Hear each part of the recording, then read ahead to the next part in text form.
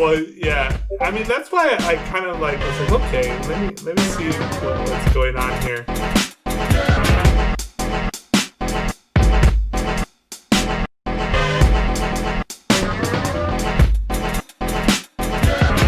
Yeah, well, yeah. I mean, that's why I kind of like was like, okay, let me see what's going on here. And I think bringing Imaginarium special sauce.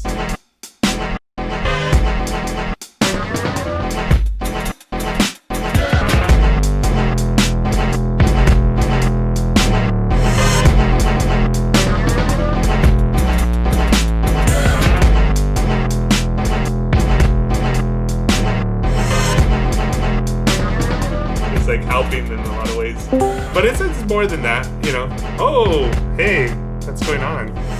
This has been my little creative partner in crimes in Omega. And get in the horn, call some freaky people, and we'll have a scene.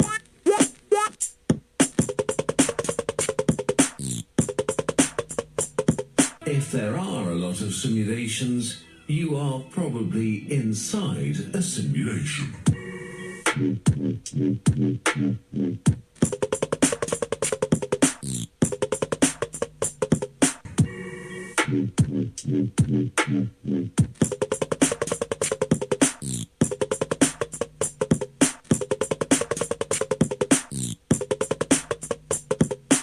masses are awakening. You see them around you. And get in the horn, call some freaky people, and we'll have a scene. A simulation. A simulation. So we just been hanging out, and I do this all the time. I didn't remember that I didn't record earlier, so now I'm like recording. But we were just talking about navigating tech and what Omega is and different things like that, and bringing creativity. Like those little videos that we've been doing have been like good. I like energizing. I love doing this stuff. I love doing this stuff. I love doing this stuff.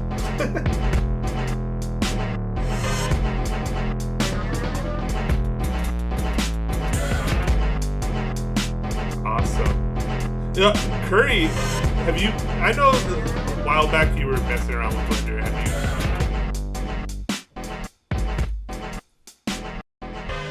you? Yeah. Yes, scribbling is like this ancient tool, and computers are great, but I think it's only half the equation, and we still need the warmth and the texture of paper and stone and charcoal. And I like when a drawing looks like a drawing, and it doesn't necessarily have to be hyper photorealistic, because there's often more information in a rough drawing than there even is in the fully rendered version. So I see it as like, you want both. You want the warmth and the texture, and if you can, juxtapose it with something very hyper real, which is where the CGI came in for Awake in the Darkness. So we got to have both play off each other. And then the work you did where we like passed that good sequence back and forth, and it was like photographs and video and animation all like interwoven. I think that's cool. So I think it's something that's missing now that used to be abundant, you know, hundreds of years, really thousands of years, where we were etching and scribbling everything.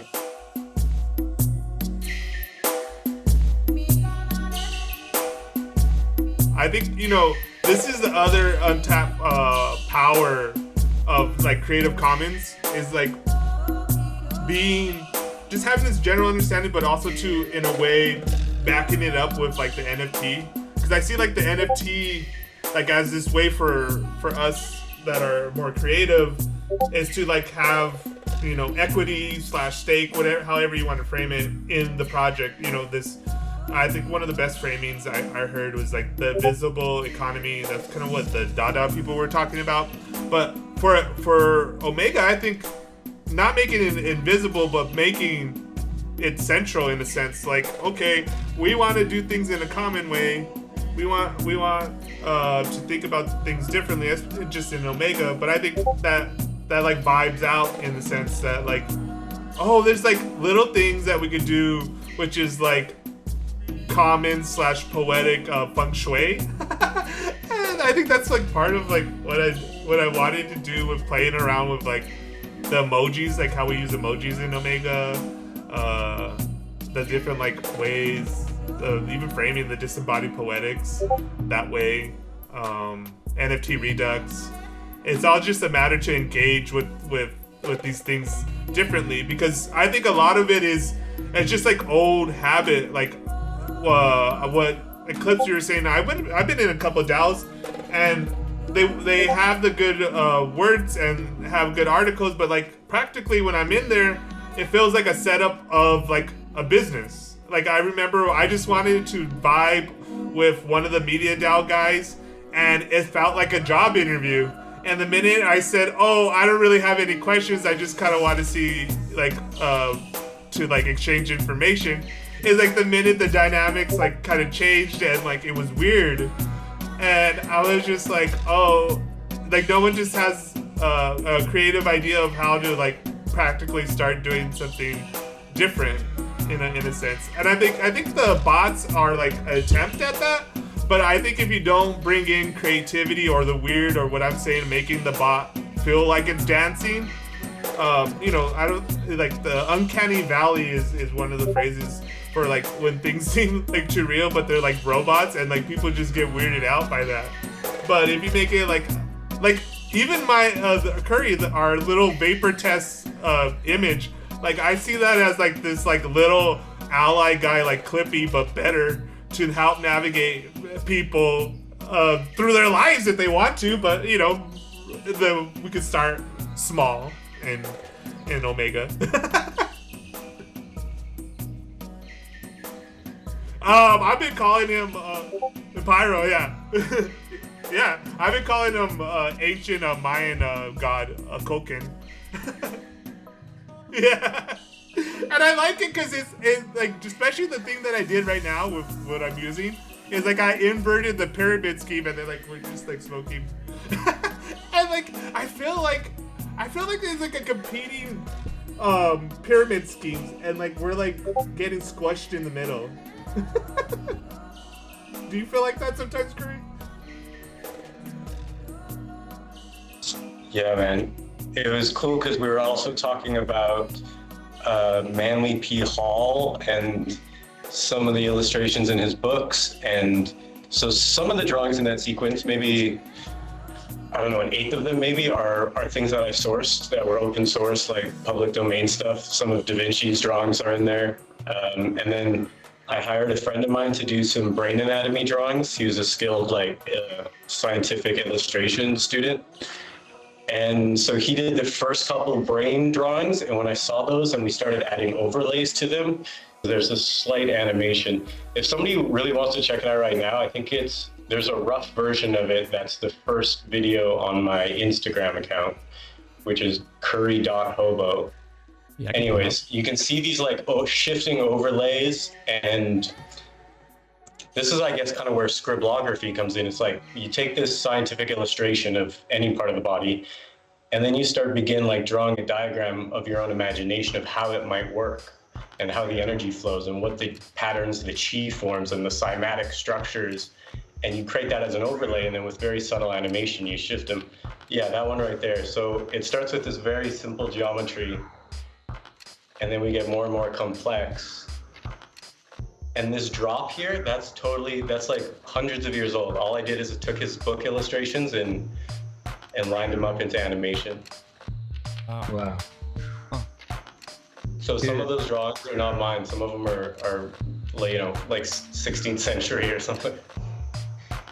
Interesting. And I dove deep. I understand like Fibonacci sequence and golden ratio on a level that I didn't before.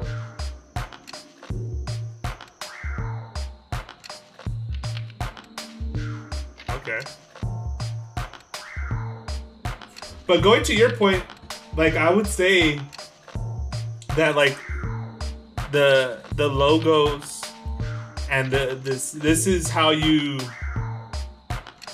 I forgot what the word I was gonna use, but encapsulate the essence of like what you guys are trying to do here. And I think this is like encapsulates that, and this is what can, bond your company through this logo. And yeah, that's cool that I appreciate that you noticed that, and that it brings up a couple things. It brings up just being around a lot of animators and storyboarders who believe in the idea of like kill your darlings and don't be attached to a story point or a drawing or a character. Just be willing to cut anything if that's the nature of the thing that's developing. And knowing that like it's always a work in progress, and erasing or deleting is part of that process. Sometimes you have to overextend and figure out that that's not where you want to go, and then you pull back and you can find a new direction. Yeah. But in a lot of sense, that's what a NFT / logo is, right? You're stamping your thing. But what I think art and creatives do is that's not empty. That we see that with meaning. And, like one thing that I told people around here was that like once. It was Rose who said that poetry's blood on the floor, and I think she's right about that. Like some of the stuff that we modified within ourselves. Like some of these words that I used are forged within me, and I was and like one thing that I came to was like, so I don't care if like I left actually a lot of books at Rose's house when things didn't work out, and I kind of miss them, but. For me, it's like, I read all those books. Those books are within me, and so it doesn't matter like if I have them or not. And I think of more of like the more books that I need to read, and the things that I haven't discovered yet, than holding on to those ones because they live with me in the same way. Some of these words are meant for the commons, are meant for everybody in this radically open way. So like that's what I mean about like, you can cut this up, because I feel like. In this meta sense that's what fucking the algorithm is doing to all our work. Like it takes it and like cuts it up and puts it into a blender called the algorithm, and it fucking shoots it back out, and it gets reflected out in like the overculture. And they keep on doing that too, cutting up pieces of our souls. One of the things that got me like kicked off. Yeah.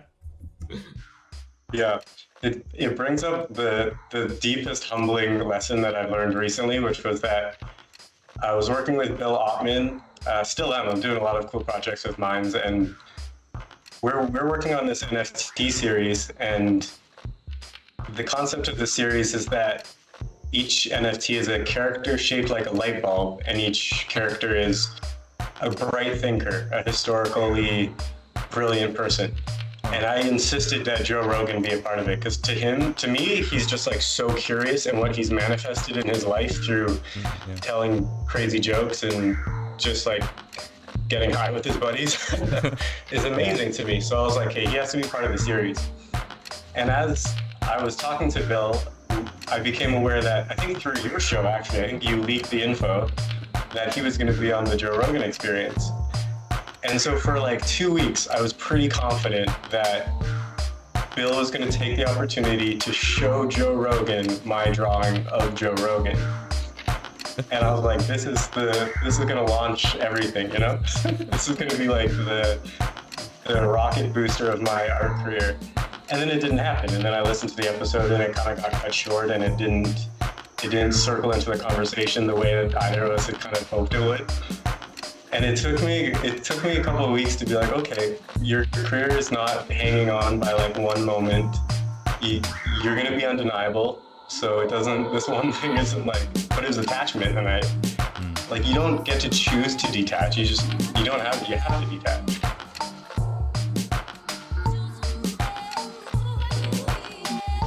Yeah. It kind of reminds me of this one interview that I like to reference of Allen Ginsberg.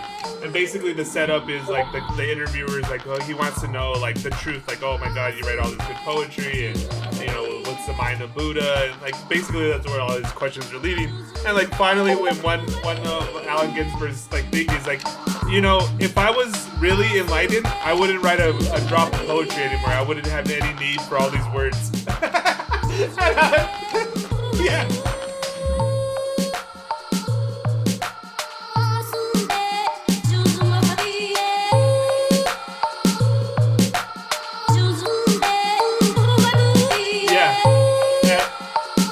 And I think that's what my thing with the NFT Redux is like. Okay, I think just viewing NFTs as meaningful, just saying that, like, helps you to be like, okay, like these little insights that help me get to this point, like those are like valuable to me, and if I share them with other people, I think that becomes more valuable to like the whole.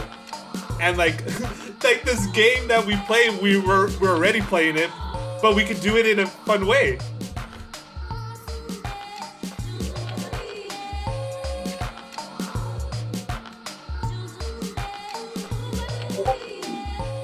Yeah.